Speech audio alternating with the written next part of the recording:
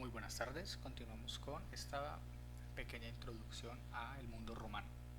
En el video anterior vimos un poquito el contexto del mundo helenístico y les comentaba que el mundo helenístico sobre todo aplica de Grecia hacia el oriente hasta más o menos la India y desde el mar Caspio hasta lo que hoy es Egipto. Por supuesto, siempre ha habido colonias griegas en el sur de Italia, en la ciudad de Nápoles, Neápolis, ciudad nueva, eh, y, en, y en España y en algunas zonas del norte de África, por supuesto. Pero la tendencia era centralizarse o sea, la tendencia era hacia el oriente. Ya el mundo helenístico se vuelve más importante hacia el oriente. Entonces, ¿qué pasa con Roma? ¿Dónde está Roma? Bueno, vamos a hacer una corta, obviamente, corta introducción a Roma. Bueno, en primer lugar, todo el mundo sabe que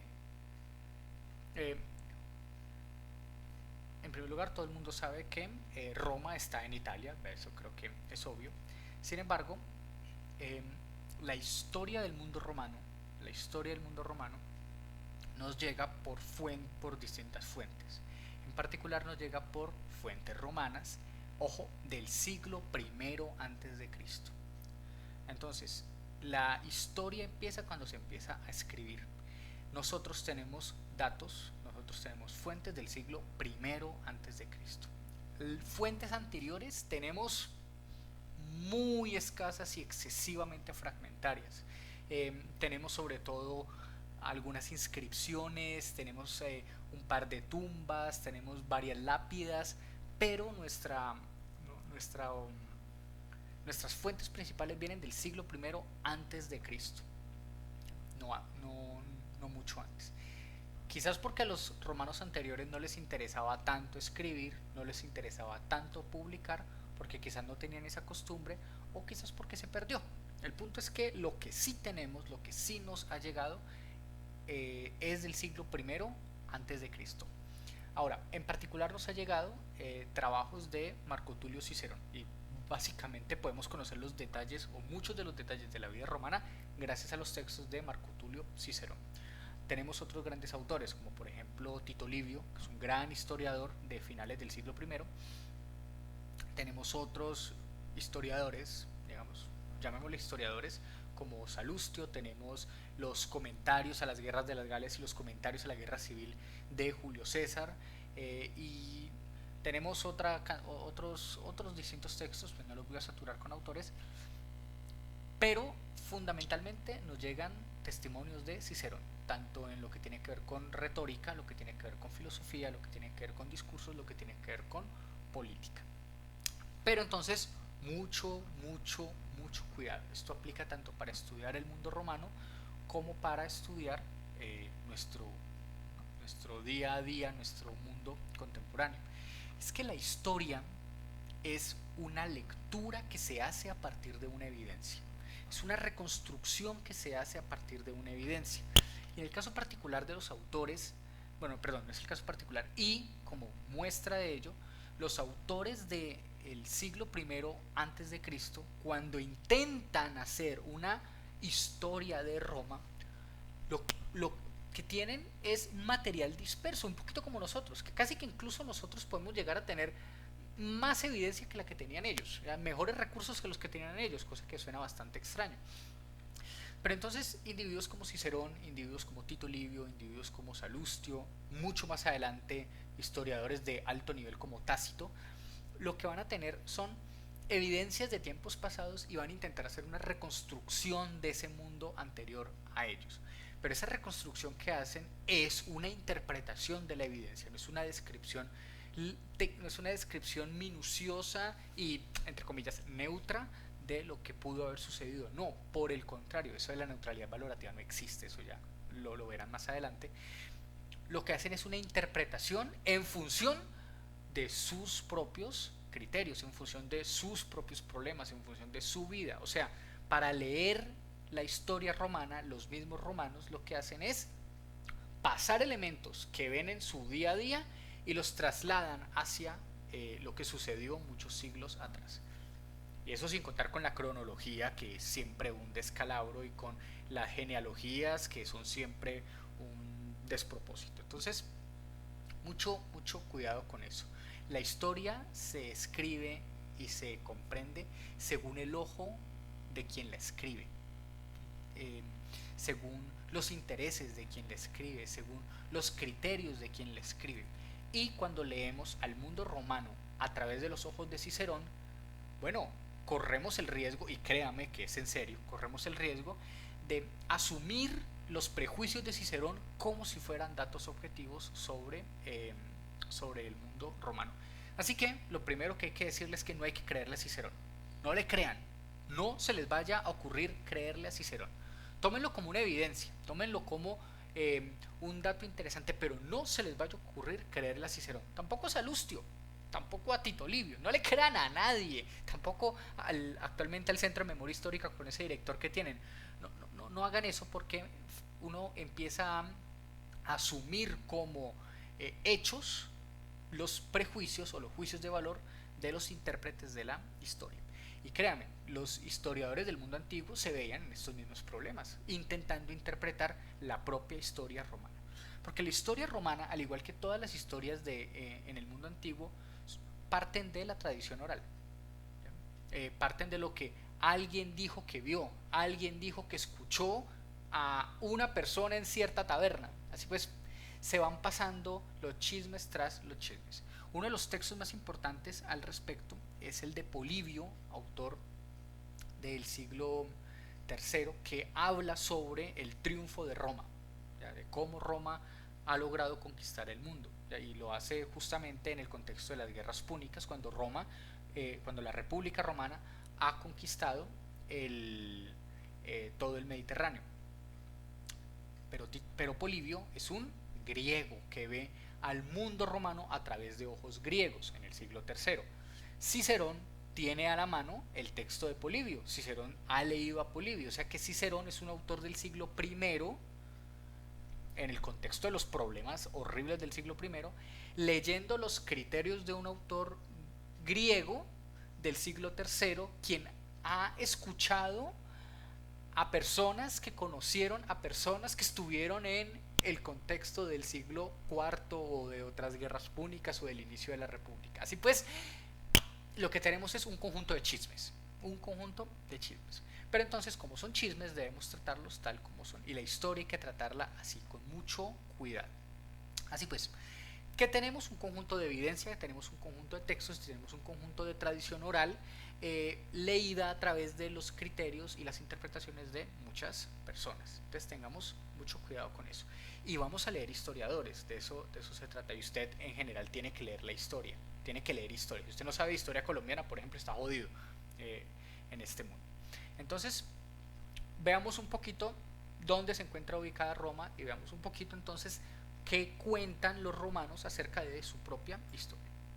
Entonces, primero ubiquémonos. Todos hemos visto la península itálica, todos sabemos que parece una bota que le está pegando la patada al balón de Sicilia, el balón desinflado de Sicilia. Pero toda la región de Italia es diferente de la región de Roma. ¿Ya? Roma es una pequeña ciudadcita por aquí. Los que hayan tenido la oportunidad de ir, pues saben que es una ciudad muy bonita. Es una pequeña ciudadcita aquí, de la cual tenemos registros arqueológicos desde hace más o menos unos 1000 años. Sabemos que hay registros de asentamientos humanos en esa zona, y en el resto de Italia hay asentamientos humanos. Ahora, esos asentamientos humanos empiezan a volverse conglomerados urbanos más o menos a eso del siglo VI antes de Cristo, más o menos. Por supuesto, los historiadores romanos hicieron todo lo posible para volver paralelo el desarrollo de Roma con el desarrollo de la Grecia clásica, por evidentes razones ideológicas. Ahora, nosotros qué sabemos por cuenta de rastreos arqueológicos, pues que desde más o menos el siglo sexto séptimo se empieza a organizar toda esta región en forma de pequeñas ciudades-estado, como cualquier otra ciudad-estado del Mediterráneo. es decir, eh, campesinos, agricultores guerreros, muy poquita gente, muy poquita gente, escaramuzas a cada rato. Ahora, obviamente los historiadores dicen las grandes batallas, pero imagínese 10 o 15 contra 10 o 15, o sea, cosas muy pequeñitas, muy pequeñitas. Nada que ver con las batallas gigantescas que habría eh, 6 o 7 siglos después, nada que ver. Pero por allá por el siglo sexto, séptimo tenemos son pequeñas escaramuzas. Ahora, eso en el contexto de una zona que es Italia, o sea, con muchos asentamientos de todo índole de personas, ¿ya? Con personas con muchas lenguas diferentes, con muchas tradiciones culturales diferentes. La más importante es la, la gran comunidad de ciudades, estados, si quieren verlo así, eh, que comparten la lengua etrusca. ¿Ya? Entonces los etruscos fueron una cultura súper fuerte para la época en la que Roma estaba en pañales, eh, con bastantes adelantos tecnológicos y culturales, perdón, y comercio con el mundo griego, por supuesto. Entonces, cuando la República Romana apenas iba a empezar a surgir, los etruscos ya tenían comercio con Grecia, y lo sabemos porque se han encontrado yacimientos con vasos griegos más o menos del siglo V, y pues eso ya eh, habla mucho. Incluso vasos griegos hechos en Etruria. O sea que no solamente es comprarle a los griegos, sino aprender las técnicas de pintura griega. Eso se llaman vasos italiotas. Así pues, en toda esta región hay muchas comunidades y muchas culturas: etruscos, umbros, sámnitas, contra los cuales los romanos tendrán infinidad de guerras, y muchísimos más, oscos, ¿ya? Un montón, todos los que ustedes se alcancen a imaginar y muchísimos más.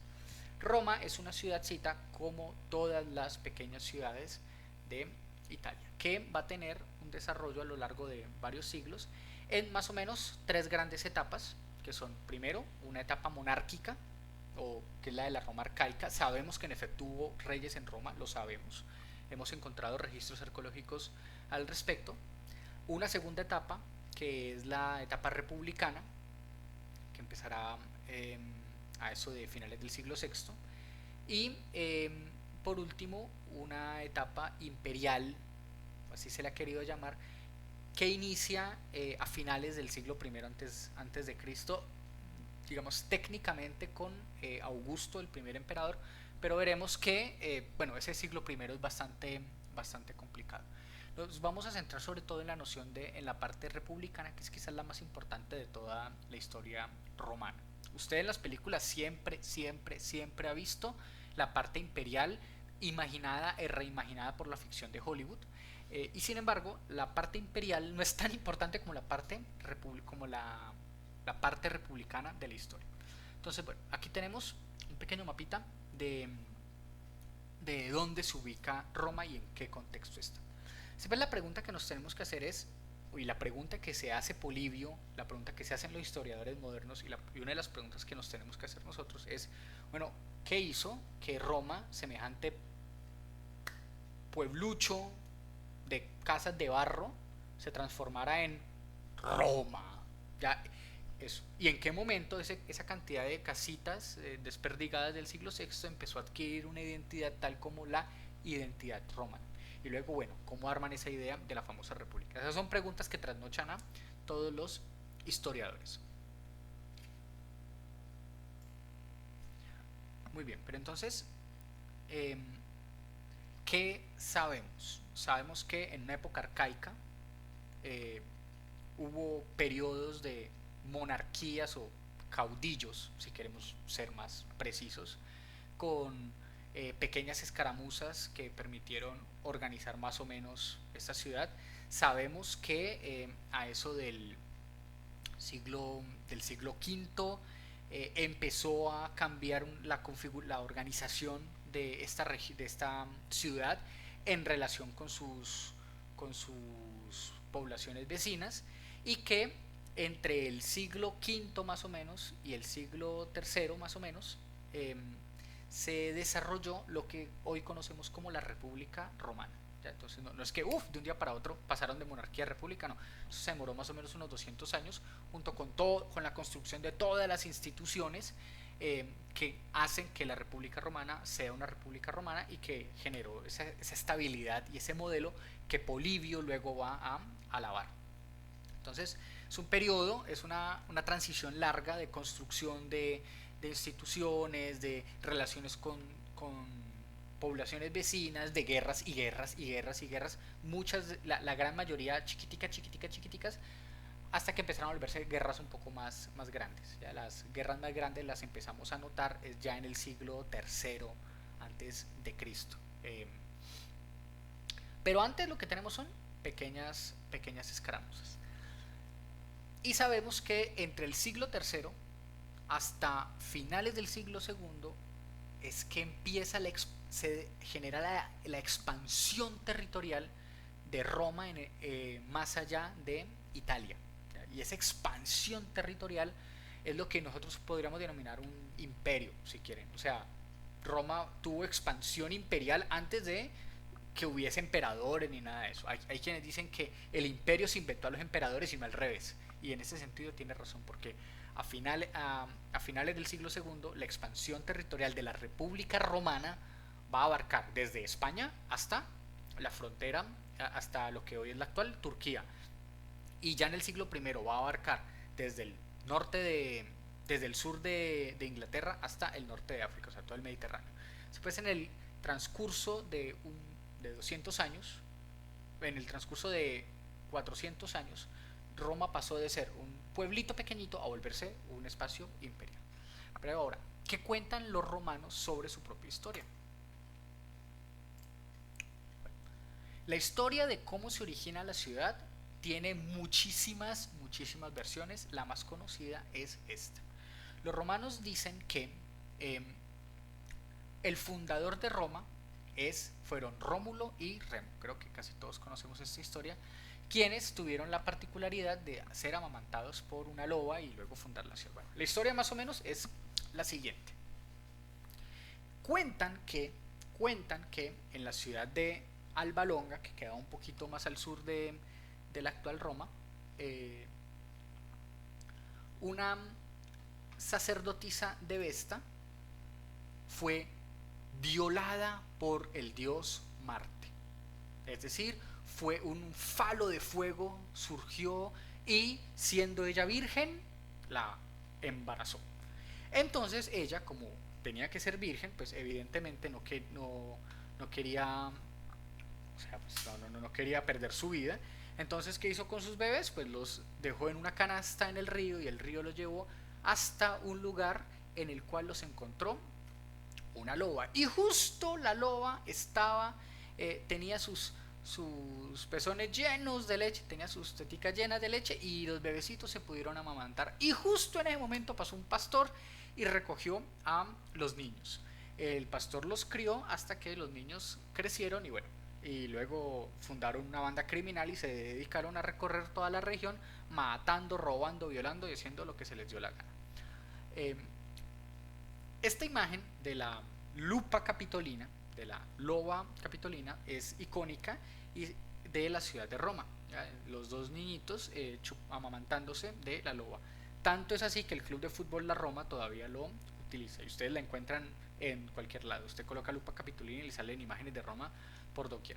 El símbolo del lobo, o la loba en este caso, se volvió el animal representativo de la ciudad en honor a estos gemelos divinos. Ahora, cualquier parecido con cualquier otro gemelo divino de la historia, créame, no es coincidencia. Cualquier parecido con niños milagrosos que salieron del bosque, que fueron encontrados por pastores y los criaron así, no es coincidencia. Y cualquier parecido entre una mujer pura que fue violada por un dios y dio mágicamente a luz a el hijo de un dios que tenía un destino manifiesto impecable, créame, eso no es coincidencia. O sea, la historia que usted lee de María no se la inventaron los cristianos, créame que no se la inventaron ellos. Estos son regularidades en las diversas mitologías a lo largo del mundo entero. Ya esto, usted lo puede encontrar fácilmente en la leyenda de Yurupari del Amazonas, ya que también sucedió algo así. Yurupari nace de una mujer que nunca tuvo contacto con ningún hombre. Misma historia de Rómulo y Remo, misma historia de Jesús. Esto no se lo inventaron los cristianos. ¿Esto qué quiere decir? Primero que al parecer, como dicen los estructuralistas, hay unas ciertas regularidades culturales a lo largo del mundo, quizás. Ya otra, en este caso más particular, es que fácilmente son ideas que han ido pasando de una comunidad a otra a lo largo de los siglos. Entonces, hay que entender, por ejemplo, que el cristianismo y toda su mitología es heredera del mundo latino, es heredera del mundo romano, con todo lo que eso implica. Bueno, entonces volviendo un poco a los gemelos Rómulo y Remo, una vez ellos crecen se dedican a armar su banda de ladrones y asesinos y asaltar a cuantos encontraron en el camino. Hasta que en algún momento dijeron, bueno, ya estamos grandecitos, ya es hora de sentar cabeza, fundemos una ciudad. Y decidieron fundar una ciudad en una de las distintas colinas que encontraron alrededor del río Tíber, que es donde actualmente se encuentra Roma. eh, Rómulo dijo fundémosla sobre el monte Capitolino, Remo dijo fundémosla sobre el monte Aventino, y como no se pudieron poner de acuerdo hicieron una competencia. Entonces dijeron, bueno, va a fundar la ciudad y va a decidir la locación el que observe más aves en el cielo. Entonces se pusieron a ver y ganó Rómulo, que vio 12 aves, o un número cabalístico evidentemente, mientras que el otro vio 11, entonces no, pues perdió. En consecuencia, Rómulo mató a Remo, evidentemente. Ahora, cualquier parecido con la historia de Caín y Abel, en el que un hermano mata a otro, créame, eso no es coincidencia, es exactamente el mismo asunto. El punto es que Rómulo funda Roma. Esto dentro de la historia tradicional que nos traen los autores romanos. Acuérdense que para ellos, lo que para nosotros es mito, para estos autores es historia. ¿Ya? Entonces, para estas personas sí sucedió todo esto. Y sin embargo, los autores antiguos no son atembados. ¿Ya? Los historiadores antiguos no son atembados. Entonces, uno cuando lee, por ejemplo, a Tito Livio y también a Cicerón, uno les nota el escepticismo. Por ejemplo, Cicerón, frente al pasaje este en el cual Rómulo mata a Remo, él se queda callado. Él dice, en el inicio estaban Rómulo y Remo, y luego nunca te vuelve a nombrar a Remo, jamás, se perdió la historia. Eso ustedes lo encuentran en República, el texto que tienen que leer. Y Tito Livio, en cambio, eh, es de los que ve la escena de la lupa capitolina y dice, a ver, momento, eso es absolutamente inverosímil. Esto es un romano hablando sobre su propia tradición. Dice, esto es inverosímil, esto no lo cree nadie, pero nadie. ¿Ya? ¿Qué pudo haber sucedido? Y dice el mismo Tito Livio, pues lo más probable es que no haya sido una loba en el sentido de animal, sino que haya sido una lupa. La palabra lupa significa loba en latín, pero lupa, al igual que loba en español, qué pena el comentario tan horrible, significa prostituta. ¿Ya? Cuando usted dice, uy, qué mujer tan loba, bueno, usted básicamente le está diciendo prostituta. Entonces, lo que se está diciendo, o lo que insinúa Tito Livio, es que lo más probable es que a los gemelos Rómulo y Remo, chiquitos abandonados como tanto niño en el planeta, no es que los haya adoptado una loba, un animal canino cuadrúpedo, sino que más bien los adoptó una prostituta que los encontró por ahí. Entonces, literalmente, Rómulo y Remo son unos hijos de puta. Y esto lo dice un autor romano evaluando su propia tradición. Porque a diferencia de muchos otros analistas, por ejemplo, cristianos, los romanos no son atembados. ¿Ya? Los romanos son capaces de ser plenamente críticos sobre su propia tradición. Y como la religión romana no es dogmática, como sí lo es toda la tradición judeo-musulmano-cristiana, entonces pueden fácilmente decir, hey, eso es imposible. O sea, como así que Marte violó una virgen vestal? Eso probablemente fue que un hombre la violó y entonces le tocó a esta muchacha resolver como fuera, pues porque es que a las vírgenes vestales, cuando no conservaban su virginidad, pues las mataban, las enterraban vivas. Y pues ella no iba a permitir eso. Entonces dice Tito Livio, lo más probable es que por una rencilla que alguien violó a esta muchacha y esta muchacha le tocó resolver, ya le tocó botar a los niños, y este par de niños luego los encontró una prostituta por allí y ella los adoptó junto con su marido, un campesino, y luego crecieron y se volvieron los vándalos que todos conocemos. Y estos vándalos en algún momento intentaron fundar una ciudad, tuvieron una pelea entre ellos y el hermano Rómulo mató a su hermano Remo. Y esos son los fundadores de nuestra ciudad. Pero cuando uno funda una ciudad tiene un problema mayor. Y es que usted tiene una ciudad llena de bandidos, eso no es problemático, y asesinos. Bueno, todos en el mundo antiguo eran asesinos. Es que una ciudad con hombres y solo con hombres, pues no se puede. Hasta rico la pueden pasar, eso sí, no se pone en duda. Pero de ahí a reproducirse solo entre hombres, muy berraco. Y eso de otra intervención divina, así falos divinos saliendo por ahí, la veo muy berraca. ¿Qué hacen entonces los fundadores qué hacen entonces estos nuevos, digamos, prerromanos, después de darse cuenta del problemita que tenían? Pues muy sencillo, se les ocurre hacer una fiesta de paz con sus aliados, con las ciudades vecinas, en particular con la ciudad de Sabinia. Y cuando están todos durmiendo y borrachos, Rómulo da la orden y los romanos, ni cortos ni perezosos, se roban a las mujeres, se roban a las sabinas. Y se van. Y tuvieron guerra contra los sabinos porque ese chistecito de que le roben a las mujeres, pues, o sea, no es gracioso para nadie. Quizás para los romanos sí lo fue, pero para los sabinos no fue gracioso. Eso se armó un tropel el berraco, estaban destruyéndose mutuamente hasta que cuenta la leyenda. Las mujeres de las hijas de los sabinos se interpusieron entre las tropas de el rey Sabino y Rómulo, diciendo: no, por favor, no os matéis, no queremos ser huérfanas, pero tampoco queremos ser viudas. Y ahí se interpusieron con sus hijos. El cuadro de Jacques-Louis David muestra un poco la representación romántica de esta escena, las mujeres con los niños interponiéndose para que sus padres y sus maridos no se maten entre sí. Bueno, pero vean, otra violación masiva, por Dios santísimo. Y esto lo dicen los mismos romanos, dicen los mismos historiadores romanos. ¿Por qué tenían que estar violando a cada rato?